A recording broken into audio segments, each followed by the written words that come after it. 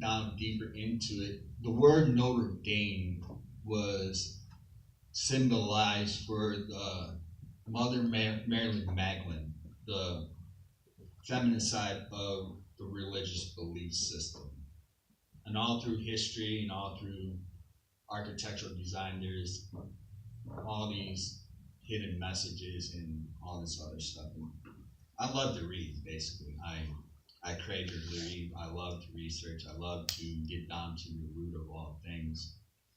And so I also wrote, do you want to be a part of history, or would you like to make history?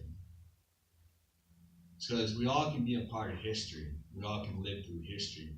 But it takes a commitment to start to change the world, because before you can change the world, you have to start to change yourself. And the only way you can change yourself is by internally changing and listening to that inner voice, that small silence, and that small, your mission that's way down deep in your gut. Because everybody knows what they're here for, but everybody get afraid for their true calling because they're fearful of what other people think. Mm-hmm. Somebody wants to be a preacher and say that you live in an urban city, and they tell you, nah, how about you come on this side and join the gang life, or how about you start to drink and indulge in all this stuff. Because I never thought when I started this, or when I was seeing Les Brown, 4 months later I'd still be up here talking, telling you the truth. It's a process of things, how we have to chip away at small rocks before we move that mountain. And having had listened and read all these accounts in this book, I've come up, there's one common theme, or universal principles, that it's in everything. Like, if you're a doctor, you have to be committed to one thing. Like, there's a book that I read so often, it says, the shoemaker sticks to his last. I can do many things badly, or I can do one thing extremely well. Like, I heard earlier this week, you have to be organized. Because if we don't organize our lives, or if we don't organize our thinking, and we're all scattered and all that confusion comes in our life, we forget what really our legacy is about. Because I thought what life would be like to be truly sober. I imagined that, and it actually happened. I imagined, like, I wanted to become a motivational speaker, and things start to happen. And one of my life dreams actually happened. And the other one, it says to be persistent, which this guy told me earlier at the Theosophical Society. He said the acronym is actually COP, C-O-P, COP. So he said commitment, organization, and persistence.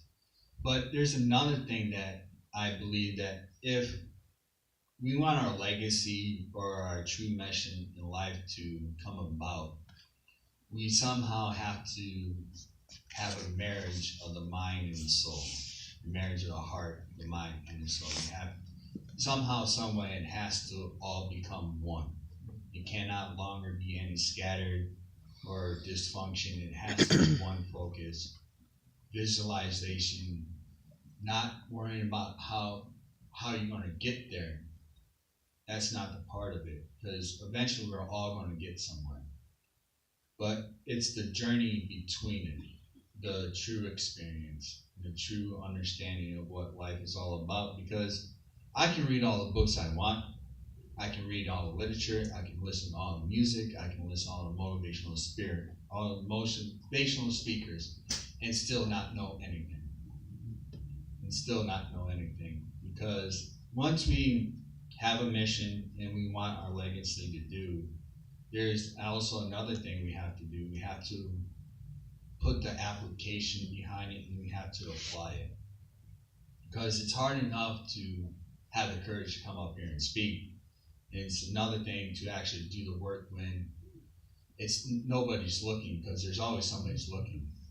Because we have to do some work for ourselves because it's an internal fight, basically.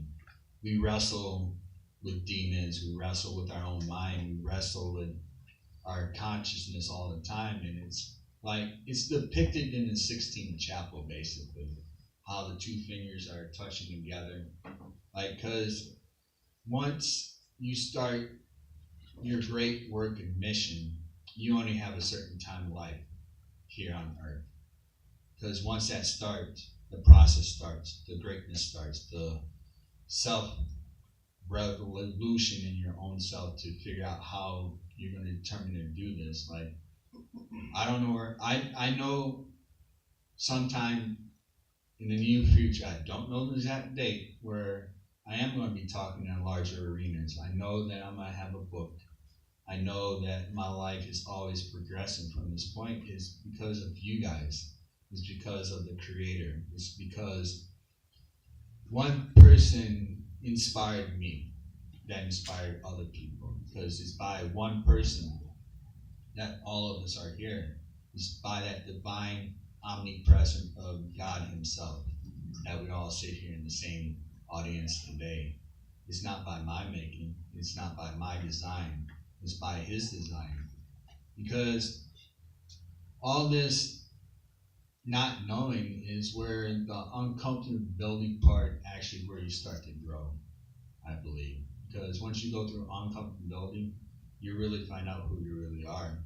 Like, I really don't know what I see my legacy, but I don't know how I'm going to get there. But it's the in-between stages where if I have to walk, I'm going to walk. If I have to get a ride, I'm going to get a ride. It's the work that I have to do between those times because, like I said, we're only here for a brief time. I can be gone tomorrow. Or I can keep going by doing the next right thing. It gives me a new lease on life. Because it's a great life now. Like, sometimes I do stumble, sometimes I do fall, but I get right back up. It's not how hard you get hit, it's how you react to the punch, basically. Because with an action, there's a reaction, but with positive reinforcements for somebody giving you courage to do what you want to do, that inspires me to inspire others. One of my great mentors, his name is Mark Davis, he told me to believe in myself and not give everything away. And I started to run with that, and another person said, once I started to believe in something, I believed that it was truth and real. So it's for everybody to seize, but we all have that one legacy to give light to another person, to uplift another person, to edify somebody else up, or they can edify somebody else up, and that will multiply and multiply. Now, eventually, here on Earth, there will be no more chaos, hopefully, but it wouldn't be in my lifetime. It'll be in the next 7 generations' lifetime, or hopefully, because if one person lifts me up, it's my job to lift somebody else up, because that's what it was taught to me. It's no longer I'm destroying myself or somebody else. I have to uplift them, and I have to really apply these principles because I do read a lot of books, because my books become my wealth and my wealth becomes my books. Because we also have to come up with our own motto in life.